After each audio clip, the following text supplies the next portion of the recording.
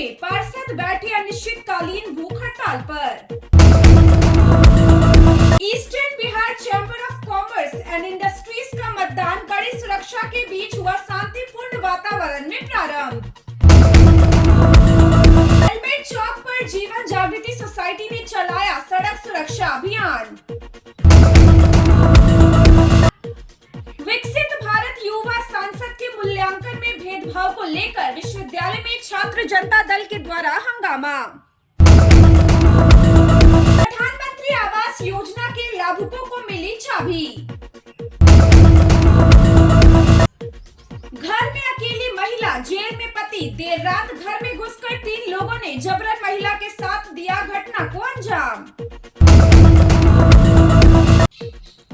गुलाम server के द्वारा रविवार को इफ्तार पार्टी का आयोजन किया गया। अभय फाउंडेशन के सौजन्य से मनाया गया भव्य होली मिलन समारोह। कड़ी सुरक्षा के बीच महागठबंधन के पूर्व विधायक प्रत्याशी ललन कुमार का दावते इफ्तार पार्टी का हुआ समापन। मामला भागलपुर जिले के खरीक थाना क्षेत्र का बताया जा रहा है। थाना क्षेत्र के ही एक गांव की महिला अपने दुकान पर अकेली थी और सोने जा रही थी। तभी गांव के ही 3 लोगों द्वारा घर में घुसकर उसके साथ वारदात को अंजाम देने का आरोप लगाया गया है। पीड़ित महिला ने गांव के ही एक प्रिंट मीडिया के पत्रकार रोशन दास, अपने देवर राजा राम शाह जो पेशे से शिक्षक है, और गांव के ही डीलर दिलीप दास पर इस घटना को अंजाम देने का आरोप लगाया है। पीड़ित महिला ने बताया कि बीते रात वो अपनी दुकान पर अकेली थी। उसके घर के बाकी सदस्य दूसरे घर पर सोने चले गए थे। तभी तीनों आरोपियों ने जबरन बारी बारी से उसके साथ मुंह काला किया। पीड़ित महिला ने बताया कि घटना के दौरान आरोपियों द्वारा उसका वीडियो बनाने के साथ साथ उसे वायरल करने की भी धमकी दी गई और जाते जाते वे लोग सीसीटीवी के बॉक्स को भी क्षतिग्रस्त करते गए। घटना के बाद पीड़ित महिला अपनी शिकायत को लेकर खरीक थाना पहुंची, लेकिन खरीक थाने की पुलिस द्वारा मामले में कोई संज्ञान नहीं लिया गया। जिसके बाद पीड़ित महिला अपनी शिकायत को लेकर नौगछिया महिला थाने पहुंची। महिला द्वारा घटना की शिकायत के बाद नौगछिया महिला थाने की पुलिस द्वारा पीड़िता के घर पर पहुंचकर मामले की जांच पड़ताल की गई और पीड़िता का बयान दर्ज कर उसकी मेडिकल जांच करवाई गई है। वहीं घटना को लेकर वरीय पुलिस पदाधिकारियों द्वारा भी पीड़िता के घर पहुंचकर मामले की जांच पड़ताल की गई है। आपके साथ घटना हुई तो कहाँ गए? सबसे पहले गए थे थाना। कब? 20 तारीख को। 20 को वहाँ गए तब वहाँ बोला इस सब कुछ नहीं है, ये सब झूठ मूठ का है, यहाँ से आप जाइए। डोप डांट के हमको वहाँ से भगा दिया। हम फिर चले गए महिला थाना गए।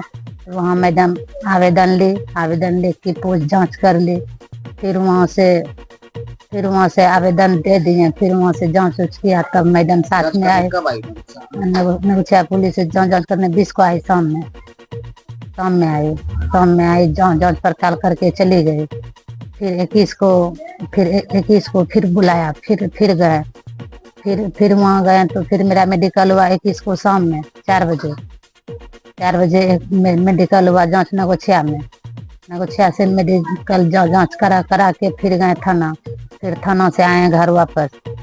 फिर 22 तारीख को फिर लेके गया मयागंज में फिर मेरा मेडिकल हुआ। उसके बाद फिर हम वापस आ गए। फिर उसके बाद इंस्पेक्टर साहब आए यहाँ सुपरविजन में कुछ जांच करने के लिए। उसके बाद वो लोग फिर चले गए।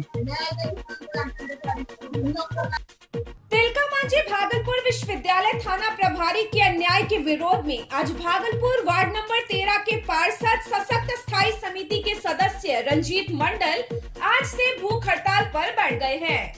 उन्होंने कहा, भूखे मर जाऊंगा लेकिन न्याय लेकर रहूंगा। उन्होंने अपनी मांगों को लेकर मुख्यमंत्री, राज्यपाल, नेता प्रतिपक्ष, प्रमंडल आयुक्त, अनुमंडल पदाधिकारी, महापौर, उप महापौर से न्याय की गुहार लगाई है। वार्ड नंबर 13 के पार्षद रंजीत मंडल ने कहा कि विश्वविद्यालय थाना प्रभारी मेरे साथ अत्याचार कर रहे हैं। मेरे आइसक्रीम पार्लर में कुछ दिन पहले आग लगी थी। उसी दिन इसकी सूचना थप्पड़ दिया, लेकिन इस पर कोई रिस्पांस नहीं मिला।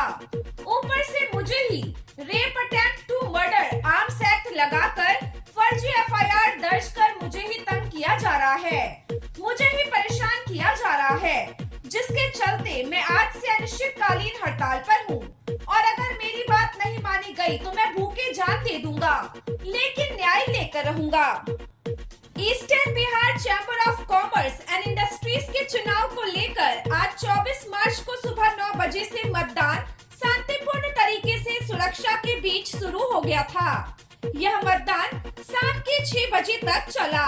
चुनाव प्रचार कल ही थम गया था और इस मतदान को लेकर कारोबारी में काफी सरगर्मी बढ़ गई है। सुबह 9 बजे से ही लोग अपने मतदान का प्रयोग करने कतारबद्ध तरीके से शुरू हो गए हैं। यह मतदान कार्य चैम्बर भवन आनंद राम ढंढनिया स्मृति भवन भागलपुर में आयोजित की गई है, जहां सुरक्षा के साथ साथ सीसीटीवी कैमरे से भी पैनी नजर रखी जा रही है।